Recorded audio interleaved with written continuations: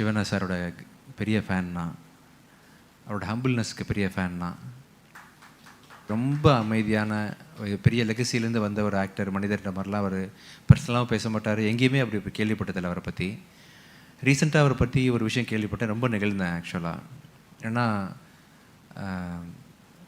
ரீசெண்டாக அவருக்கு ஒரு கேன்சர் வந்துச்சு. முக்கியமான ஒரு இப்போ கேன்சர்னால் உங்களுக்கு தெரியும் இல்லை எவ்வளோ முக்கியமான ஒரு பிரச்சனை நமக்குன்னு சொல்லிட்டு. எல்லாம் டெரரைஸ் ஆகி வீட்டில் போய் உட்காந்துருவாங்க, படுத்துருவாங்க, டல்லாகிடுவாங்க. இவர் பண்ண முதல் காரியம் என்னென்னா, அந்த ப்ரொடியூசருக்கு கால் பண்ணி, இன்னும் எவ்வளோ நாள் ஷூட்டிங் இருக்குது, மீதி உள்ள ஃபைட் போர்ஷனை முடிச்சிருங்க, டப்பிங் முடிச்சிருங்க, நான் ஹாஸ்பிட்டலுக்கு போனால் எனக்கு என்ன வேணால் ஆகலான்னு சொல்லிட்டு. இந்த மாதிரி தருணங்களில் என்ன நடக்கும்னா, வழக்கமாக நம்ம வந்து ஃபேமிலி கூட இருக்கணும், இல்லை தனியாக உட்காந்து டல்லாகிடுவோம். அப்போ வந்து தான் தொழிலில் தான் நம்பின ப்ரொடியூசரை விட்டுறக்கூடாதுன்னு நினச்சார் பார்த்தீங்களா.